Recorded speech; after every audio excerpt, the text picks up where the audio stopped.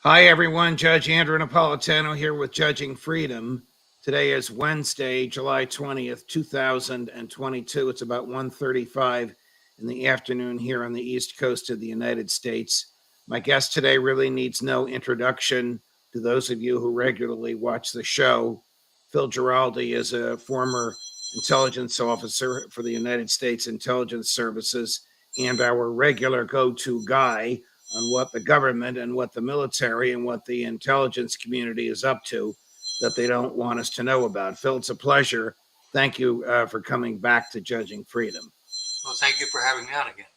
So, you wrote an unbelievable piece recently, posted at the UNZ review and probably elsewhere, called Joe Biden's Secret War in Ukraine, the thesis of which is that the American government is lying to the American people. Surprise, surprise. That we are far more embedded and involved in the war, and that the neocons and globalists around Joe Biden want to use the war for other purposes, mainly the removal of Vladimir Putin from his position in Russia. But I want to start with the most incendiary thing in your piece. You quote the President of the United States. Now, I know you're quoting somebody else quoting him, but you quote the President of the United States as having said to American troops in Poland, quote, "You're going to see when you're there, and some of you have been there. You're going to see dot, dot, dot." Talking to American military about Ukraine.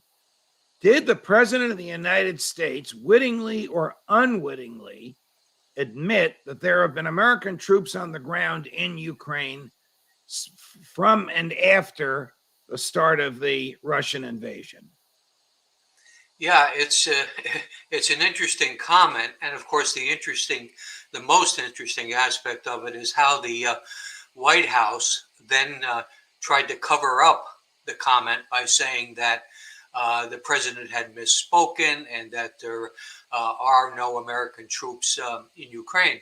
But of course, the evidence is that there are American troops in Ukraine. They were there before the fighting started. They were in there as advisors, and they were pulled out to Poland, or probably most of them were pulled out to Poland when the fighting actually started. But then the embassy was reestablished, the military attaché office was reestablished, and we had $60 billion, a large part of which is military equipment that these dudes have to be trained on. So you know that American troops went back in as this equipment started flowing back in. And the question is, what is the cover? What kind of covers are they under? What kind of hidden arrangements are there? And of course, the real danger is that at a certain point, some of them are going to get killed, or even worse, captured, and then they start to talk. Wow. So this is a dangerous, dangerous thing, and Biden is lying about it. When you say cover, I mean, do these troops wear uniforms? Do they carry weapons? Do they dress as civilians? Are they clean shaven? Are they obviously American troops? And if they are, how dangerous is it if Russians see them? Yeah. Well, I think the consensus among people like myself, some of whom I quote in the article, is that there are soldiers on the ground, U.S. soldiers, and these people are basically not in uniform by and large. There might be some in the embassy who are, but these people are not in uniform. If they were in uniform, they would have certain protections afforded to prisoners of war and that sort of thing. And the idea is they're probably working under various covers. They might be working under covers of international aid organizations or Red Cross. It could be almost anything. And my suspicion would be that that is how they're operating. And as far as they're being identifiable as Americans, you've traveled as I have in Europe and Eastern Europe, and you know well that people can spot an American from about 2 miles off. Right. Let me turn to the flip side of what you said. if they were wearing uniforms, they'd be protected by the Geneva Convention. They're not wearing uniforms, therefore, they are not protected. Therefore, if they are captured by Putin's forces, what protection do they have under the law? Probably none, without a uniform and an identifiable insignia on that uniform. Absolutely, that's the whole story there. They could be seized as spies, and they could be summarily executed. And this is a dangerous game they're playing. And my real concern, as I try to express it in that article, is that the meatballs in the White House don't seem to have any grasp of just how dangerous this is or where it might be going. And I note today that what is the U.S. Senate worrying about? Legalizing or making same-sex marriages legal all across the United States by law. All right, this is what they're worrying about. We're looking at a potential nuclear war, nuclear exchange with a country that has more missiles and more bombs than we do, and they're worrying about same-sex marriage. There's something seriously wrong here.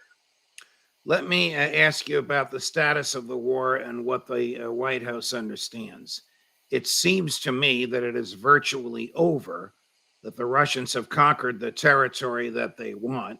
Our friend and colleague, Colonel Doug McGregor, says the elite fighting forces, the Russian elite fighting forces, aren't even in Ukraine anymore. It's almost like the second string is there now. Where does the American, the Biden administration expect this to go? Do they not know how weak the Ukrainians are and how dominant the Russians are?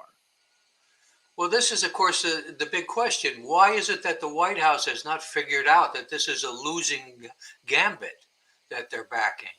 And why aren't they pushing for negotiations, which even Putin and Zelensky at times have kind of suggested might be the ultimate solution to all this? Instead of that, where we have Biden on his recent trip and his trip to NATO saying that we are backing Ukraine all the way and we're in it until we win it. Now, what kind of a brain comes up with that as a issue of national policy? It's kind of scary. In fact, it goes beyond scary. They might be just playing a game, but I don't think they're smart enough for that. Let me tell you how scary our colleague Colonel McGregor thinks it is. He thinks we are actually depleting American military supplies that we need for the defense of the United States in order to shore up the Ukrainians.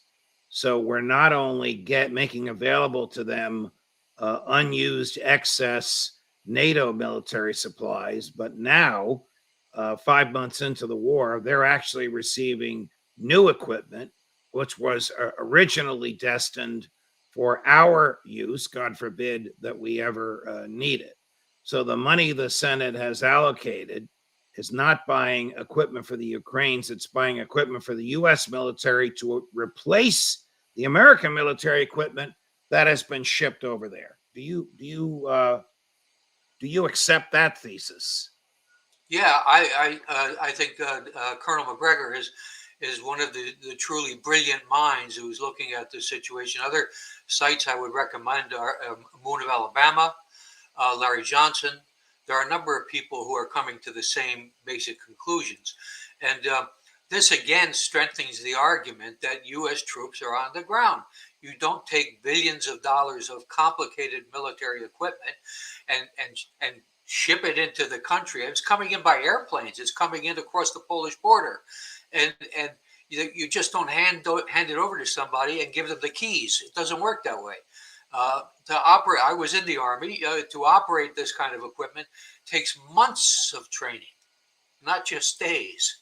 What information is the American intelligence community giving to the White House? Are they telling the White House what they think the White House wants to hear, or are they telling them the real true story of what's going on the ground? By the way, I ran into a guy the other day. He's a lieutenant colonel in the regular army, but he had civilian clothing on. We weren't expecting to see him there. Would they say something like that in the Oval Office? That's a good question. I would hope that he, the president, and Blinken and whoever else is sitting in the room at that time they are being told the truth. And certainly the intelligence community has the resources to ferret out what is basically the truth in terms of what's going on. But at the same time, these people who are at the top of the intelligence organization in any country, not just the US, are politicians. And to a certain extent, they're going to be saying what the audience wants to hear. And that's what scares me. I have a feeling that this is being packaged in a way or framed in a way that in many ways conceals the reality of just how bad the situation for the Ukrainians is. The Russians have achieved basically all the territorial areas that they wanted to achieve on day one. They basically have a land bridge now over to Crimea, and they are in control of the areas where a predominant number of Russians live. So that seems to be about it. But it's really time to start talking and to stop blustering. Your article begins by recounting that the United States, and I'm quoting you, will establish a permanent headquarters in Poland for the Fifth Army and maintain additional rotational brigades of thousands of troops in Romania and bolster other deployments in the Baltic states. Isn't this taunting and tempting Putin? Isn't this the same? Isn't this the same as the Chinese putting troops on the other side of the Rio Grande? Yeah, it's exactly that. I mean, it's basically, uh, they're reading the tea leaves exactly the wrong way. Uh, Putin made it clear that what he was concerned about was a military alliance arriving there on his front doorstep. And so, what do? Instead of looking for a way to negotiate the situation and to ease off on it, we are putting a military alliance on his front doorstep. We're strengthening it. We're bringing in more troops. We're bringing in more equipment. The whole thing is obscene. Now, if you and I ran into Tony Blinken, the Secretary of State, in a bar and fed him 3 or 4 gin martinis of whatever his favorite gin is, and he started spouting the truth, what would he tell us is his, not Joe Biden's, his real goal in Ukraine?